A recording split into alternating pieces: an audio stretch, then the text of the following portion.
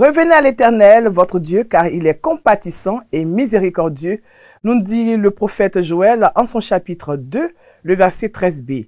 C'est donc avec cette parole de grâce que je vous retrouve pour notre rendez-vous d'information sur Espérance TV. Shalom à tous et à toutes, bienvenue. Ouvrons ce journal avec la Semaine nationale de l'évangélisation instituée par l'Église méthodiste de Côte d'Ivoire. Du 11 au 18 août dernier, c'est le district ordinaire de Dabou qui a abrité les activités officielles menées par la cellule d'évangélisation classique avec pour point d'orgue le culte officiel au temple Bethesda de Dabou. Notre reportage.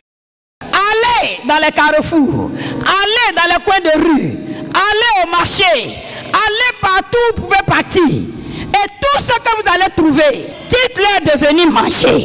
Les invités inattendus des noces. C'est autour de ce thème que se sont tenues les festivités de la Semaine nationale dédiée à l'évangélisation dans notre Église. Cette année, c'est le district ordinaire de Dabou qui a accueilli l'équipe de la cellule d'évangélisation classique qui, pendant cette semaine, a sillonné 15 localités du district en vue d'apporter la bonne nouvelle aux non-croyants.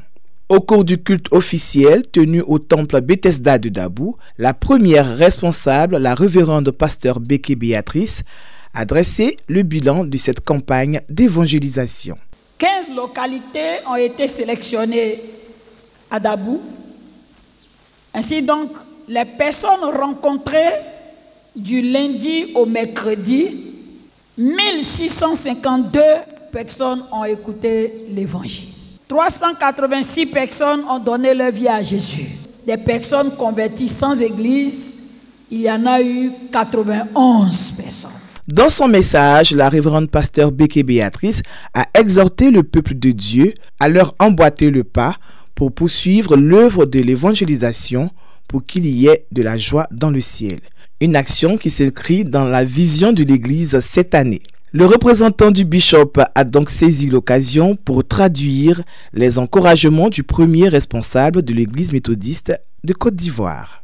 Le bishop m'a demandé, révérend, de vous saluer et par votre personne saluer la cellule d'évangélisation en termes d'encouragement, en termes de félicitations de cette volonté qui vous anime d'annoncer l'évangile.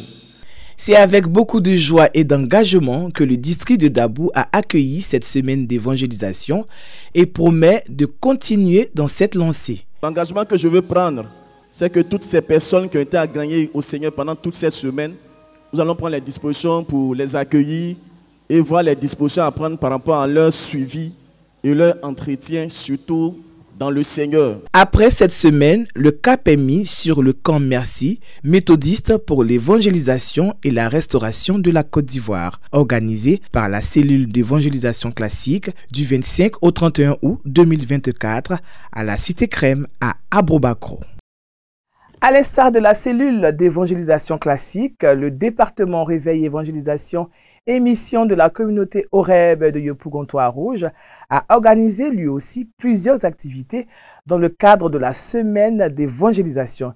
Une initiative qui vise à gagner de nouvelles âmes comme le recommandent les Saintes Écritures. Le compte rendu d'Esther Palais. À la faveur de la Semaine nationale de l'évangélisation célébrée du 11 au 18 août 2024 dans toutes les églises méthodistes de Côte d'Ivoire, le DREM, département Réveil, Évangélisation et Mission de l'église Horeb de Yopougontois-Rouge, a organisé une campagne d'évangélisation meublée par plusieurs activités en vue de gagner de nouvelles âmes. Le vendredi 16 août 2024, c'est une séance d'évangélisation porte-à-porte qui a été faite auprès des habitants du quartier millionnaire de Yopougon autour du thème « Il est venu pour libérer les captifs » selon Luc chapitre 4, le verset 18 à 19. Mes frères et mes sœurs, pour tous ceux qui n'ont pas encore fait la paix avec Dieu, donnez vos vies au Seigneur. C'est pour toi et moi que Christ est allé à la croix, pour que toi et moi, on soit réconciliés avec Dieu. Cette séance d'évangélisation corps à corps s'est soldée par un partage de repas pour matérialiser la communion fraternelle. Au culte de clôture de cette semaine d'évangélisation à Horeb, le DREM a initié une opération de don de sang afin de sauver des vies. Nous sommes venus faire le geste qui sauve et lancer l'appel véritablement à tout le corps du Christ, à tout le peuple de Dieu, à nous lever pour annoncer Jésus-Christ, à évangéliser, mais surtout à poser un geste qui sauve et pour que des vies soient véritablement sauvées. Une initiative qui a trouvé l'assentiment des fidèles qui ont marqué leur adhésion à cette opération. Je suis très heureuse d'avoir participé au don de sang. J'invite tous mes frères et sœurs à faire comme moi, car ça sauve des vies. C'est une action très noble et très bonne de donner son sang pour sauver des vies. Outre le don de sang, la semaine de l'évangélisation a été marquée par des projections de films, des moments de prière, de délivrance et de restauration.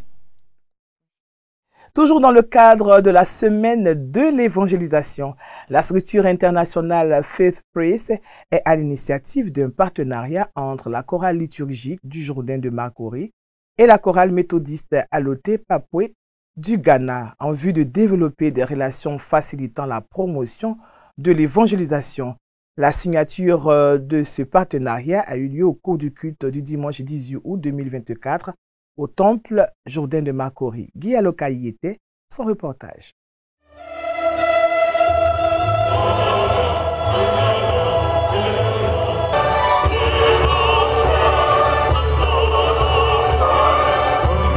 À l'occasion de la journée dédiée à l'évangélisation le dimanche 18 août 2024, la chorale liturgique du temple Le Jourdain de Marcory a procédé à la signature d'un partenariat avec la chorale méthodiste Aloté Papoué du Ghana.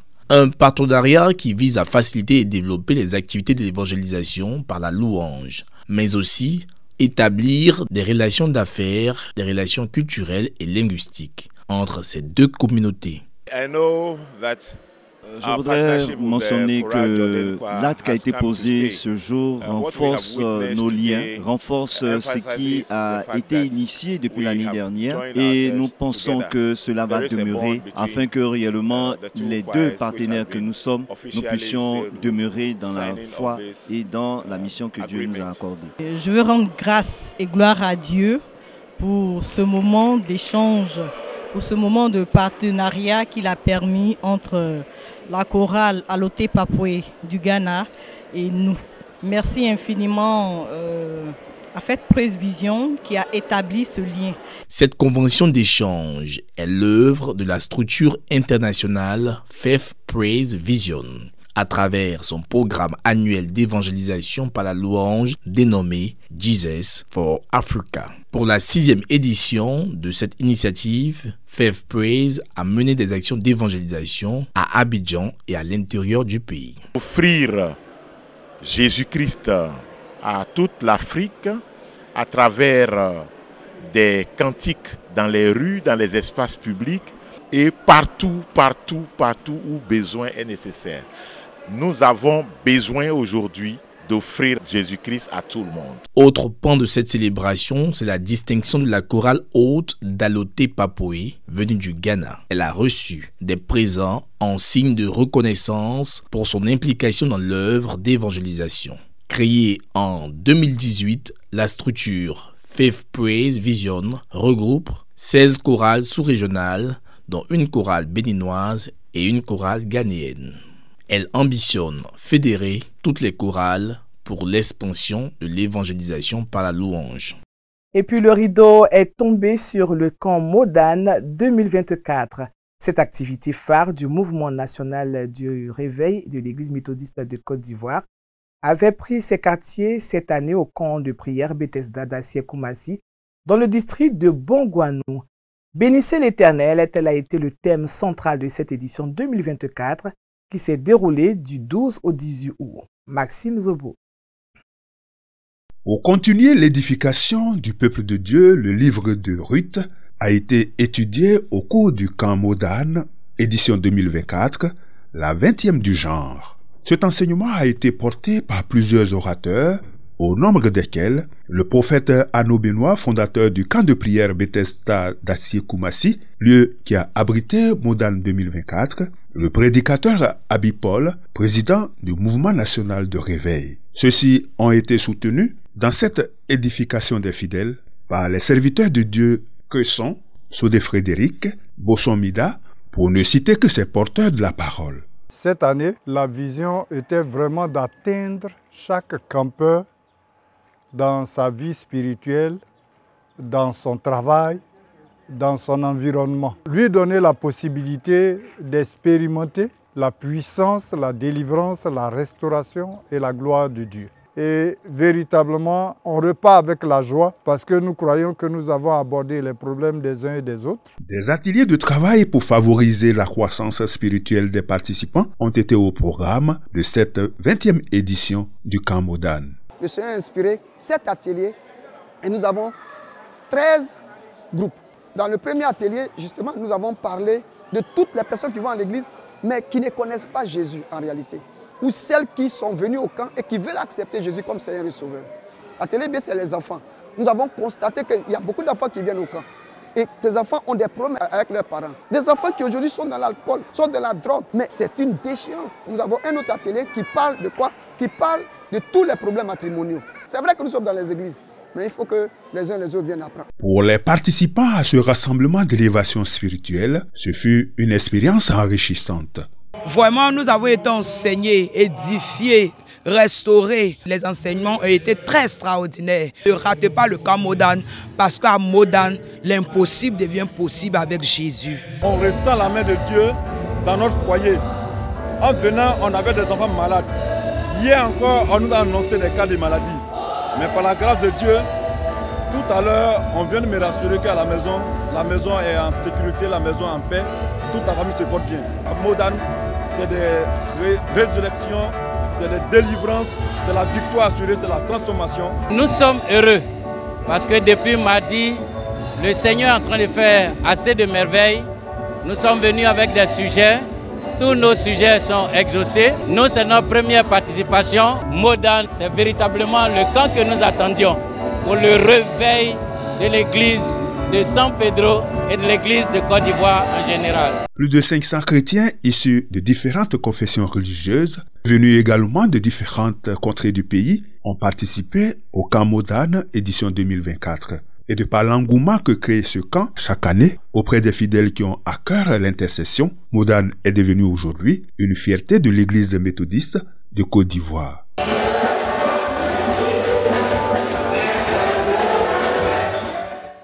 1984-2024, voici 40 ans que l'organisation de la jeunesse méthodiste du district d'Azopé, AJMCA, a été mise sur fonds baptismaux. Ce quarantenaire qui a été marqué par plusieurs activités a connu son dénouement le dimanche 18 août 2024 au temple El Shaddai d'Azopé par un culte d'action de grâce. Le commentaire de Raphaël Dampé.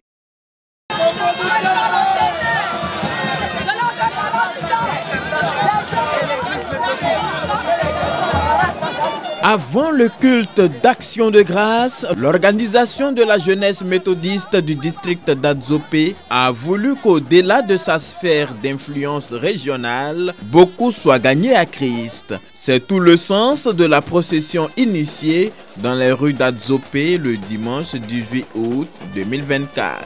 Cette procession marquait ainsi la fin de son camp biblique qui s'est déroulé du 8 au 18 août 2024 au lycée 1 d'Azopé. Camp s'inscrivant surtout dans le cadre des activités des 40 ans de la dite organisation.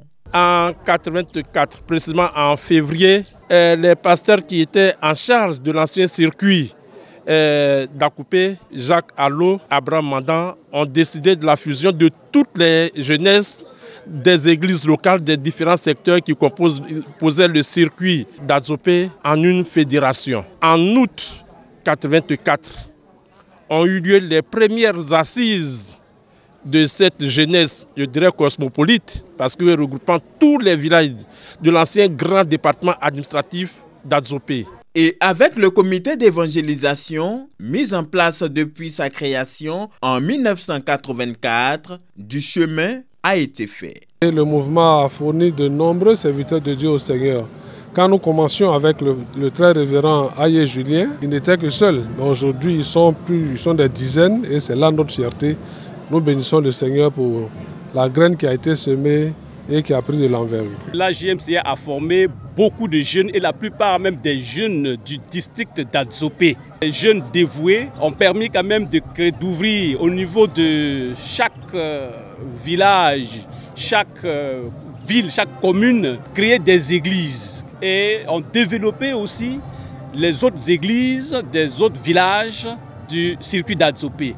C'est au cours du culte d'action de grâce du quarantenaire de l'AJMCA que l'ancienne génération a passé le flambeau à la jeune génération de membres. Le flambeau, symbolisé par la Bible, a été remis à Aristide Yapi, le président en exercice de l'AJMCA. Au nom de la jeune génération, il a pris un engagement devant le peuple de Dieu. Le projet qui nous tient présentement à cœur, c'est celui de la construction d'un centre d'accueil et de retraite de l'AJMCA sur un site que nous avons acquis à Zoji de 4200 mètres carrés. Le coût estimatif pour l'instant de ce que nous avons établi comme projet pour ce centre d'accueil est de 110 millions de francs CFA. Le concours de chacun est sollicité. Levons-nous et bâtissons. Dans cette vision, le président des laïcs adjoint du district Aouti Augustin et Jean-Jacques Yapo, cadre de la région, ont tenu à apporter leur soutien à la jeunesse du district. Une jeunesse dynamique dont le surintendant du district d'Adzopé s'est dit très fier. La jeunesse est au travail. Et chez nous, nous qui vous accompagnons, qui sommes vos bergers, nous sommes heureux. Nous voyons votre travail dans tout le district, au niveau des églises locales. Il faut continuer parce que vous montrez que vous êtes vraiment des serviteurs que Dieu peut utiliser. Frères et sœurs, je voudrais vraiment vous féliciter. Les récompenses des vainqueurs des tournois de Maracana filles et garçons, des concours culinaires et bibliques, ainsi que la remise de certificats de reconnaissance à certains pionniers ont été des moments forts du culte d'action de grâce des 40 ans de l'organisation de la jeunesse méthodiste du district d'Adzopé. Continuons pour dire que la date du dimanche 18 août 2024 a été retenue par la communauté Espérance d'Anono dans le district Abidjan-Nord pour la commémoration du tout premier anniversaire de son temple. Il y a un an, cet édifice a été consacré pour l'adoration du Dieu Tout-Puissant. Avec Raphaël Dompé, revivons les temps forts de cette célébration. 11 mars 2023, 18 août 2024, voilà 17 mois que le temple Espérance d'Anono, dans le district Abidjan-Nord, a été dédié à la gloire et à l'adoration du Dieu Tout-Puissant. À l'occasion du premier anniversaire de la dédicace de ce temple, le 18 août 2024, les fidèles, avec à leur tête le très révérend pasteur Michel Lobo, surintendant du district Abidjan-Nord, sont venus remettre à nouveau cette bâtisse à Dieu afin que sa parole soit continuellement prêchée dans la vérité et dans l'amour. Pour l'adoration de Dieu par la prière et la louange, pour la prédication de l'évangile éternel, pour la célébration des saints sacrements, à toi, Seigneur. Nous consacrons à nouveau cette maison. Amen.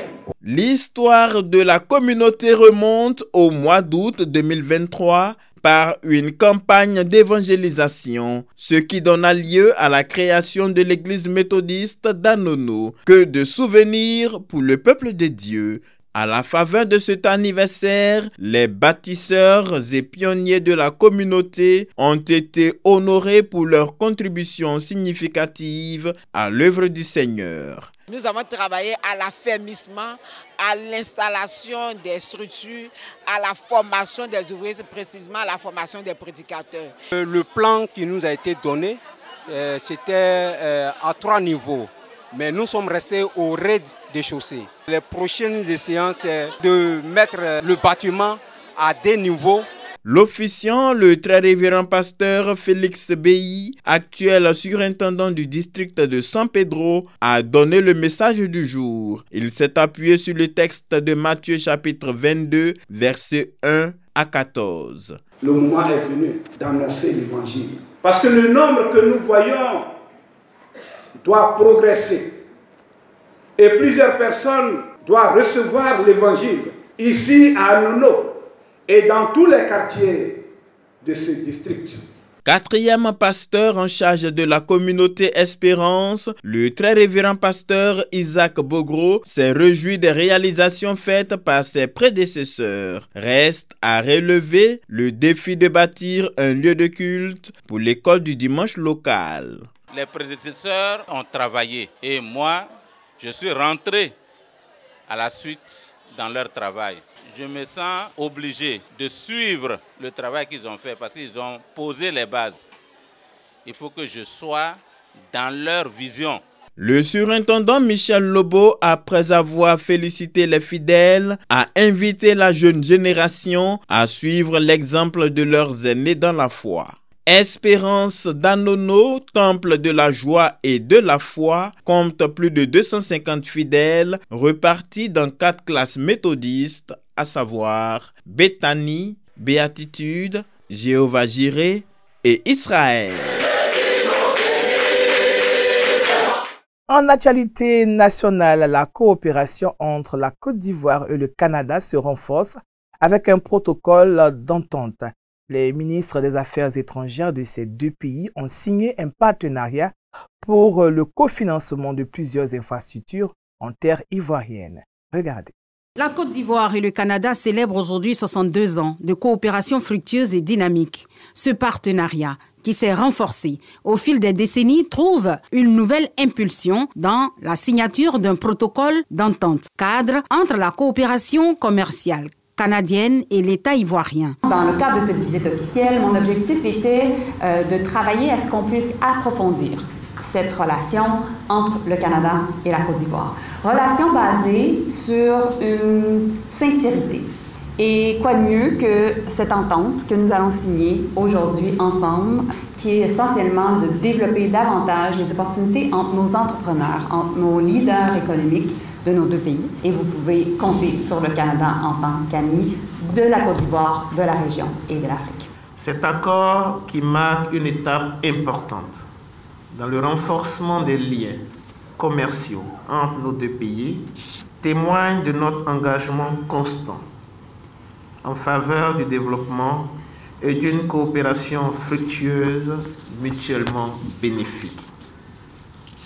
Il a pour objet de consigner les attentes des parties et de faciliter les échanges d'informations dans plusieurs domaines, notamment les infrastructures, y compris les transports, l'énergie, l'information et la communication, ainsi que la santé, l'éducation, le logement, l'agriculture et les technologies vertes. Pour la Côte d'Ivoire, le Canada représente un partenaire de premier plan, un acteur clé de l'économie ivoirienne.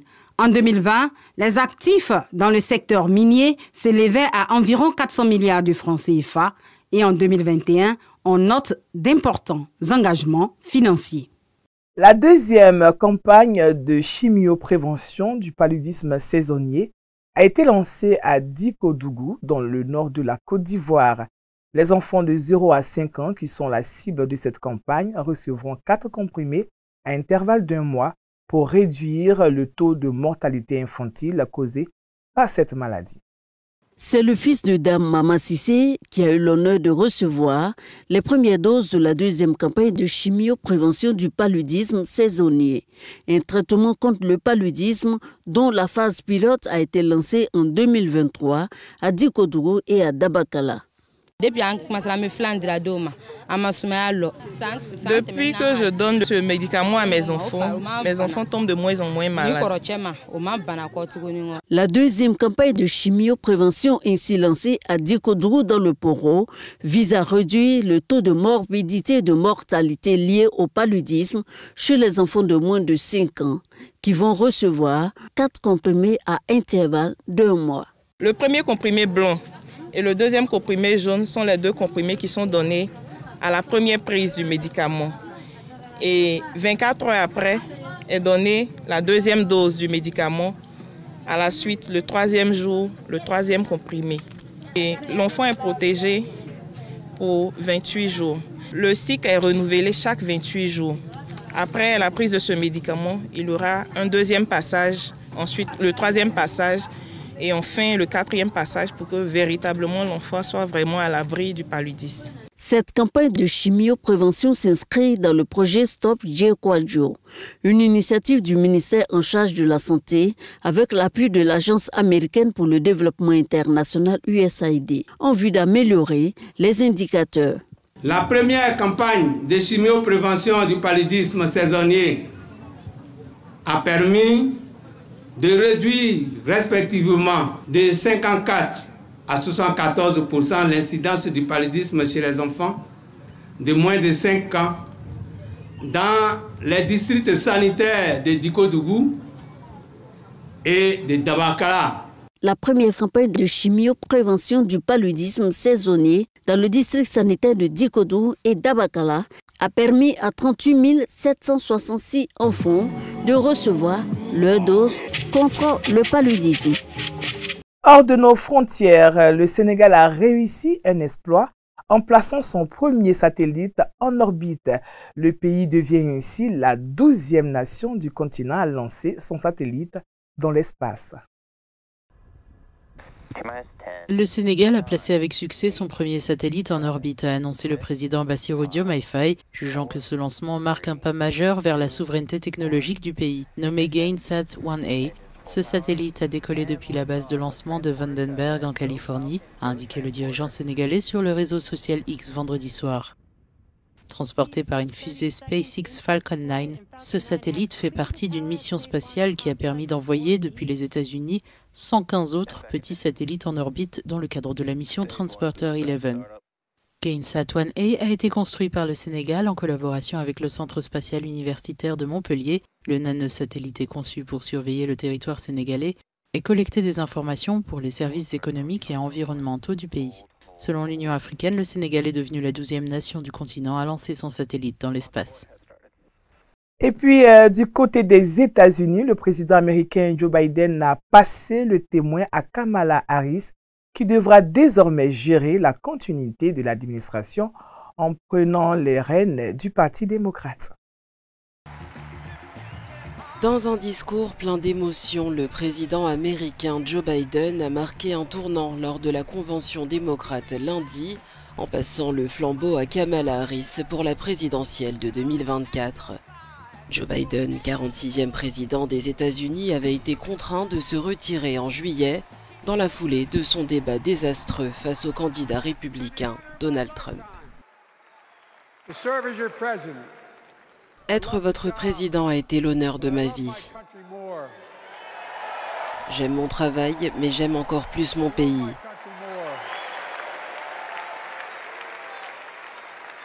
Certains disent que je suis en colère contre ceux qui m'ont demandé de me retirer, mais ce n'est pas vrai. Dans des mots qui résonnent comme un appel à l'action, Joe Biden a insisté sur l'importance de préserver les valeurs démocratiques, exhortant son public à prendre conscience de leurs devoirs.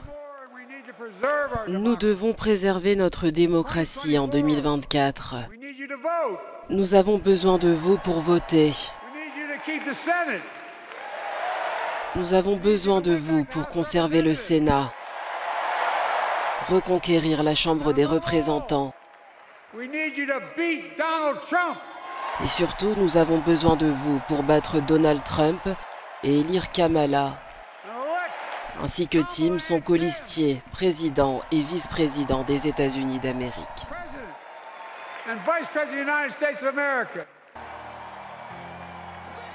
Pendant que Kamala Harris continue de mener campagne dans des États clés comme le Wisconsin, ce mardi, les projecteurs seront tournés vers Chicago, où Barack et Michelle Obama, figures emblématiques des démocrates, rallumeront la flamme de l'espoir au sein du parti. Retour en Côte d'Ivoire pour terminer ce journal dans la direction d'Akupé. C'est dans le district d'Adzopé où le vendredi 16 août, le patriarche Philippe Aboua, pionnier de l'église méthodiste de Côte d'Ivoire à Akupé, a été inhumé. Il était dans sa 91e année. Son éminence Dr Bishop Benjamin Boni, président de la conférence de l'église méthodiste de Côte d'Ivoire, a marqué de sa présence le culte d'inhumation. Maxime Zobo. J'ai combattu le bon combat, j'ai achevé la course, j'ai gardé la foi. Désormais, la couronne de justice m'est réservée. Le Seigneur, le juste juge, me la donnera ce jour-là. Ces paroles bibliques tirées du livre de 2 Timothée 4, verset 7, illustrent bien la vie terrestre du patriarche Philippe Aboua, un valeureux serviteur de Dieu dont le nom constitue à lui seul toute une légende dans l'expansion de l'église méthodiste de Côte d'Ivoire à Akupé et son arrière-pays. Notre Père a été un bon et fidèle serviteur. Il nous a instruits selon la parole de l'Éternel. Nous avons suivi tout savoir. Il nous a montré qu'il ne faut pas seulement servir Dieu, mais il faut travailler. Et il a été un travailleur. Pour cette raison, il a fondé la coopérative des planteurs d'Akupé, le café cacao. Il a été le président fondateur parce qu'il était travailleur. Il a créé des magasins. Il nous conduisait dans la voie et il disait que si ce n'est pas Jésus, il ne peut rien faire. C'est ce Jésus-là qui a le secret de la prospérité. Il prospère parce qu'il faisait de Dieu avec son argent. Il a construit le temple d'Akupé. Il a élevé des orphelins, des veuves qui viennent le voir pour qu'ils gardent leur argent. Mais quand ils reviennent, papa met un bonus dessus et il leur donne un conseil. Il faut fructifier cet argent. Va travailler pour que tu ne sois pas toujours mendiant auprès de quelqu'un d'autre. Dans sa vieillesse, dans sa maladie, il continuait de soutenir celles qui venaient à lui. Peuple d'Akupé, vous perdez un grand serviteur. C'est fort de ces actions que toute la communauté méthodiste d'Akupé a rendu un vibrant hommage au pionnier Aboua Philippe le 3 mars 2024. Son éminence Dr Bishop Benjamin Boni, président de la conférence de l'église méthodiste de Côte d'Ivoire, qu'il a connu et côtoyé, a marqué de sa présence ce culte d'inhumation, une présence chargée de beaucoup de symboles, soutien et compassion à la famille éplorée, reconnaissance de l'église méthodiste de Côte d'Ivoire pour le bon combat que l'ex-prédicateur Philippe Aboua a combattu au service de son Dieu. Je veux rendre grâce au Seigneur pour la vie de son serviteur Philippe, qu'il a rappelé. Il a porté la parole de Dieu de longues années durant. Il est resté un pilier de cette église. Christ nous appelle à une vie de plénitude. Soyons préoccupés par l'amour de Dieu qui, remplissant nos vies, nous donne beaucoup de joie. Que le Seigneur vous garde et qui nous donne à tous de prendre soin de nos communautés d'adoration, mais également de notre communauté, la communauté nationale. La Côte d'Ivoire a besoin de nous. Nous n'avons qu'une nation. Préservons-la. Dieu a définitivement refermé la page de Philippe Aboua sur cette terre des hommes le 14 juin 2024 à l'âge de 91 ans. Il a été conduit à son repos éternel au cimetière méthodiste d'Akupé le vendredi 16 août 2024 à 12 heures. C'est sur cette note que nous refermons les pages de cette édition. Merci de nous avoir suivis. Le programme continue sur Espérance TV. Shalom.